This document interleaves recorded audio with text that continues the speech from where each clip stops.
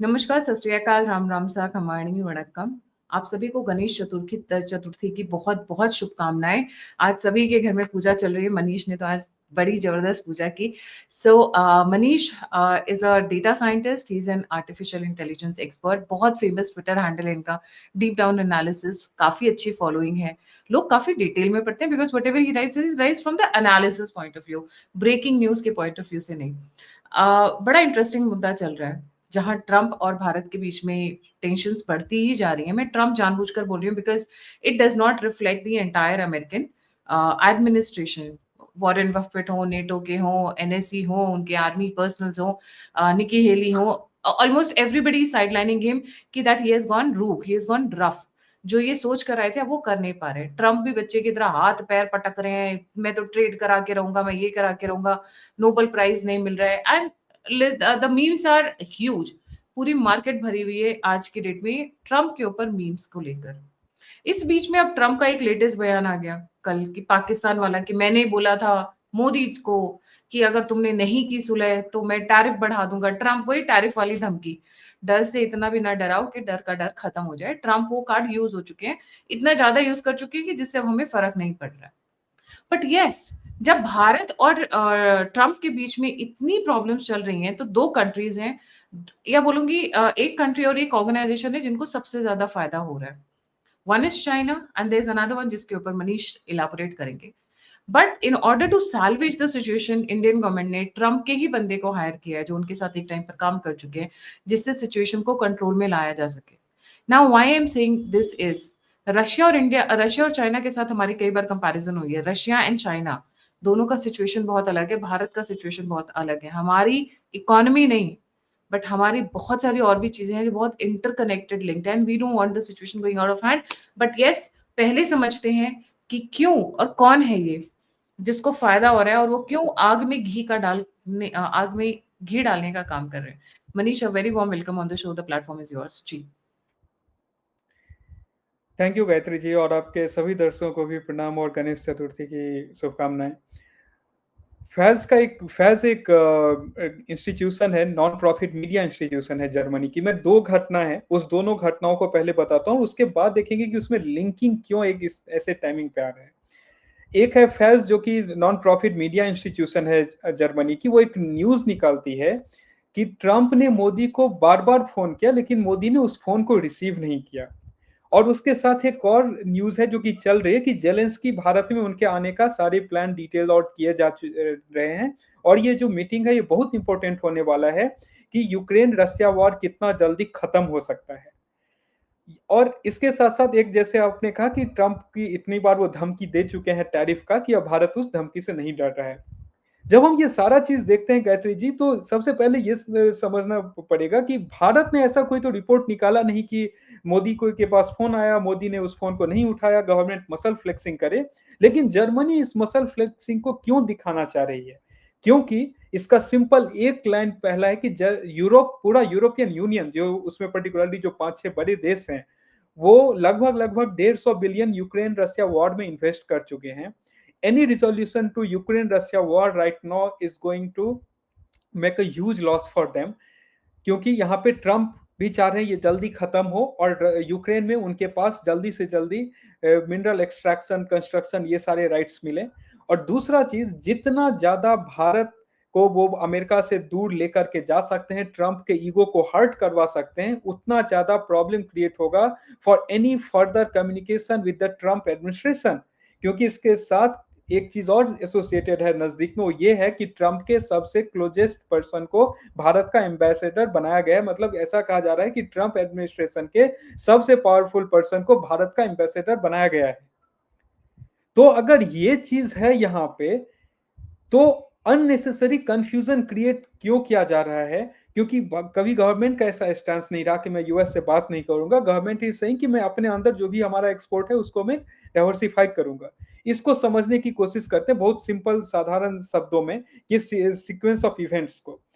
2000 ईस्वी तक गायत्री जी भारत और अमेरिका दोनों के बीच में जो रिश्ते थे वो काफी तनावपूर्ण रहे हैं अलग अलग रीजन से। कभी वो पाकिस्तान के वॉर को लेकर रहा हो, कभी इंडिया ने पोखरण में टेस्ट कर लिया, उसके बाद सैंक्शंस को लेकर रहा हो। लेकिन 2000 ईस्वी में एक बिल क्लिंटन उस टाइम के यूएस प्रेसिडेंट की 5 दिन की भारत की विजिट होती है और उसके बाद एक स्टेप बाय स्टेप काम किया गया और भारत और अमेरिका के सरकार के बीच में ट्रस्ट हो या फिर कोऑपरेशन हो, मिलिट्री कोऑपरेशन हो, इस सारी चीजों के ऊपर काम किया गया। और कहा गया कि 2020 में जो अभी जो दशक चल रहा है या अगले जो नेक्स्ट 50 साल होने वाले हैं उसमें अमेरिका का सबसे इंपॉर्टेंट एलाई जो है वो भारत होने वाला है फॉर मल्टीपल रीजंस इंक्लूडिंग कि मिलिट्री वाइज इंडिया जो है इंडियन पैसिफिक, क्योंकि सबसे बड़ा इनके लिए थ्रेट चाइना निकल करके आ रहा था यूरोप और अमेरिका के लिए। तो चाहे वो इंडियन ओशन हो या फिर वो पूरा जो इधर का ईस्टर्न साइड है जो पैसिफिक जोन है वो हो, और यूरोप धीरे धीरे कहीं ना कहीं अमेरिका के अंदर जो एकदम आराम से रहता था रिलैक्स होकर के अपना प्रीमियम सारे न्यूज और सारा प्रॉब्लम जो हमारा प्रॉब्लम जो तुम्हारा प्रॉब्लम है, तुम थर्ड वर्ल्ड कंट्री हो, उस चीज से भारत और एशिया इन पर्टिकुलर निकल करके बाहर आ रहा था। ये प्रॉब्लम यूरोप को लंबे समय से रहा है। अभी एक ऐसा सिचुएशन क्रिएट हुआ कि जब ट्रंप ने टैरिफ का जो हंटर है वो सारे देशों पे चलाने का कोशिश किया, उसमें यूरोप भी उसके अंदर शामिल है। लेकिन यहाँ पे सिचुएशन ऐसे एस्केलेट हुआ कि पहले सबका प्रेडिक्शन था भारत सबसे फेवरेबल कंट्री रहेगा इवन अंडर ट्रंप एडमिनिस्ट्रेशन, लेकिन अभी भारत सबसे ज्यादा न्यूज में है। एक तो कोई ऐसा ग्रुप चाहिए जो ट्रंप के साथ क्लोजली इसमें खड़े रहे कि ठीक है जी हुजूरी करने के लिए। यूरोप फाउंड एन अपॉर्चुनिटी कि ये जी हुजूरी का हमारे पास फिर से एक मौका आया है।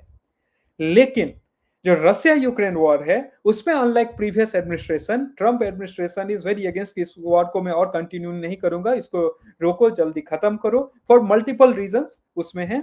लेकिन at this point of time EU and US are at crossroads, क्योंकि ईयू को चाहिए वहां पे 35 बिलियन का ऑफिशियल लोन, 100 से 120 बिलियन का अनऑफिशियल लोन, और उसके बाद वहां पर कम से कम मिलिट्री का जो इक्विपमेंट्स ट्रेनिंग एंड ऑल उसके ऊपर 15 से 20 बिलियन का ईयू खर्च कर चुका है जो ऑफिशियल नंबर्स है। और उसके बदले उनके बहुत सारे उनका भी एक्सपेक्टेशन है कि लड़ाई जितना ज्यादा चलता रहेगा उनका इकोनॉमी जो कि काइंड ऑफ वो हमेशा इस मोड पे रहता है, कब वो रिसेशन में जाएगा, कब क्रैश कर सकता है, एटलीस्ट जो उनके डिफेंस कंपनीज हैं वो उसको अपलिफ्ट करके वो रखे हुए हैं कि नहीं नहीं देखो इतना का हमारा एक्सपोर्ट तो हो रहा है। तो ये जो सारी सीक्वेंस ऑफ इवेंट्स है ईयू के लिए, वो उनको एक अपॉर्चुनिटी, एक विंडो यहाँ पे क्रिएट किया कि देखो भारत और अमेरिका के बीच में डेफिनेटली रिलेशंस जो स्ट्रेंड हुए हैं इसको और आग में घी डालने का काम करो। जैसे होता है ना दो पड़ोसी के बीच में झगड़ा हो, तीसरा करके उल्टा सीधा बातें बोलेगा जिससे उसको लगेगा ये मेरे अगेंस्ट में बोल रहा है, मैं उसके अगेंस्ट में बोल रहा हूँ। और क्योंकि ये जैसे ही इसका टाइमिंग देखिए, अगर ये सिचुएशन अभी हुआ, ट्रंप के ईगो को हर्ट हुआ कि अरे ऐसा न्यूज आ गया कि मोदी ने मेरा फोन नहीं उठाया, तो next time when prime minister Modi will call कि जेलेंस्की के साथ ऐसा डिस्कशन हुआ है, एक आम सहमति बनी है रशिया और यूक्रेन के बीच में, इसको क्या अमेरिका एक्सेप्ट करता है? इससे पहले ही इतना ये ट्रंप के ईगो को टच कर दो, पंक्चर कर, मतलब आई मीन पंक्चर करने से ज्यादा मैं बोलूंगा हर्ट कर दो, कि वो जब ये भारत ऐसा कुछ रिजोल्यूशन लेकर के जाए तो he will come back with new set of जो अपने कंडीशंस हैं, सो दैट कि ये कभी एक सॉल्यूशन तक पहुंचे नहीं। और उस टाइम में यूरोप का जो भी एक पूरा जो ग्रुप लेकर के जेलेंस्की गए थे, वो ग्रुप का जो भी एजेंडा है, वो एजेंडा इवन जेलेंस्की का agenda is the same with Europe's agenda. Only thing is Zelensky को एक प्रेशर है यूएस के ऊपर से भी, क्योंकि यूएस उन्हें अभी भी एड दे रही है ऑन फॉर डिफरेंट रीजंस। तो क्या यूएस का एश्योरेंस भी, जैसे असीम मुनीर को एश्योरेंस मिला कि भाई तुम बैकआउट कर जाओ इसमें से, फील्ड मार्शल बना दिया जाएगा, जेलेंस्की के पास भी एश्योरेंस ऐसा हो कि भाई तुम करो, तुम्हें फिर से प्रेसिडेंट जो है वो इलेक्शन एक होगा उसमें भी तुम प्रेसिडेंट कंटिन्यू कर सकते हो।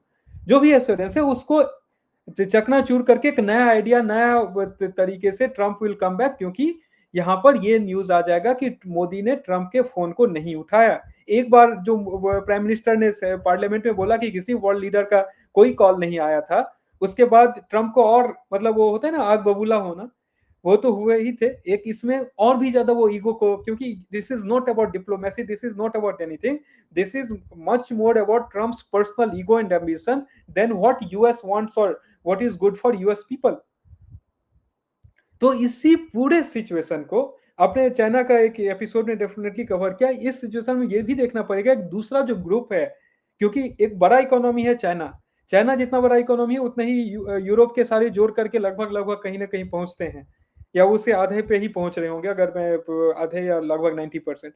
तो एक देखिए वो एक ग्रुप है जो अपने सर्वाइवल के लिए वहां पे फाइट कर रहा है। और उसको मौका कहाँ पे मिला? मौका मिला कि जब भारत, जो कि सारे चीज के बीच में, चाहे जियो पॉलिटिक्स हो चाहे वो इकोनॉमी हो, उसके सेंटर में है, और अमेरिका के साथ उसके संबंध में थोड़े ऐसे कंफ्यूजन, मिसकंसेप्शन या जो भी आप बोले वो क्रिएट हुआ है, inflate it and get that sympathy towards them. This is the whole game, and ये न्यूज रिपोर्ट उसी से निकल के आई है। गायत्री जी आप म्यूट पे हैं, आप म्यूट पे हैं गायत्री जी, आवाज। So do you think it is only about Germany or also about France and other countries, UK also? Because France को बहुत फायदा हो रहा है, हम फ्रांस से इस वक्त बिलियंस ऑफ डॉलर्स की वेपन्स खरीद रहे हैं। तो अगर हमारा यूएस के साथ अगर हमारा टाई अप हो जाता है वापस, तो it will be a problem for France, क्योंकि देन हम उनसे उतने वेपन्स नहीं खरीदेंगे। जी बिल्कुल बिल्कुल, ये जो पूरा जो 4-5 में बड़ा देश बोला ना, उसमें ये सब आते हैं, पर्टिकुलरली जर्मनी, फ्रांस, क्योंकि यूके और इटली का हालत उतना ऐसा नहीं है कि वो हमें कुछ ऐसा प्रोवाइड कर पाए, सपोर्ट कर पाए।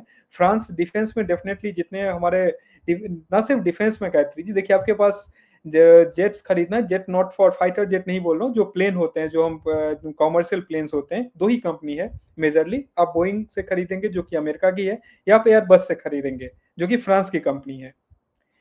उसके बाद फाइटर जेट्स 5th जनरेशन या हमारा 4.5 जनरेशन का भी जो डिमांड है, आपके पास बड़े ऑप्शंस में 3 हैं।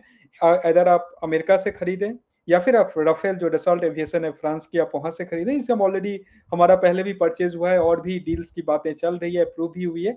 या फिर उसके बाद रसिया है, जो हमारे साथ काफी टाइम से हमारा सप्लायर रहा है for majority of our military requirements. तो यहाँ पे फ्रांस भी उस अपॉर्चुनिटी को, ये जब आ रहा है तो ये सिर्फ ऐसा नहीं आ रहा है कि जर्मनी ने ऐसा रिपोर्ट निकाला।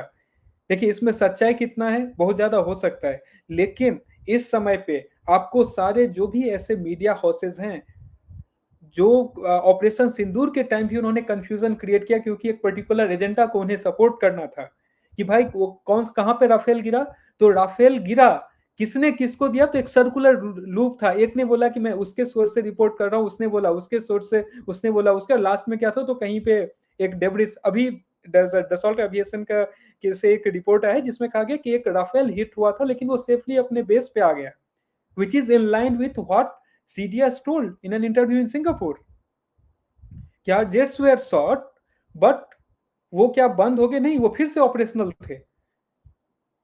तो यहां पर ये चीज जो है, ऐसे ही कंफ्यूजन अभी क्रिएट किया जाएगा, और उसके बदले जब वो हुआ था गायत्री जी, तो एक चेंगदू जो है, जो JF-17 बनाती है, उसका शेयर सीधा 50% राइज किया था। तो समझ सकते हैं कि इस तरीके के न्यूज किस तरीके से एक पूरा इन्फ्लुएंस क्रिएट कर सकता है, be it economical influence, be it political influence, और बीट कंफ्यूजन। सिमिलरली अभी ये सिर्फ और सिर्फ जर्मनी का नहीं है, ये न्यूज निकालने का मतलब है इट विल हेल्प एवरीवन, क्योंकि वहां पे जब वो नेगोशिएशन चलेगा, क्योंकि यूरोपियन यूनियन में 4 ही 5 देश तो हैं, बाकी सारे देश तो हमारे स्टेट से भी छोटे छोटे इकोनॉमी लेकर के चल रहे हैं। वहां का पूरा राइट यूरोप का अगर आप देखें, पॉपुलेशन 75 करोड़ उनका पॉपुलेशन है, half the population of India. And उनका जो इकोनॉमी में भी 4 से 5 देश हैं, उसमें France, Germany, Italy, UK, Switzerland for different reasons, या स्पेन, पुर्तगाल, उसमें आप ऐड कर लीजिए। Otherwise everyone is having economy less than our states economy. तो इन्हीं 5 का एजेंडा है, और यही 5 सपोर्ट भी कर रहे हैं। नाटो में भी बहुत सारे देश जुड़े हुए हैं, लेकिन नाटो में भी यही 2-3 देश जो डोमिनेट करते हैं।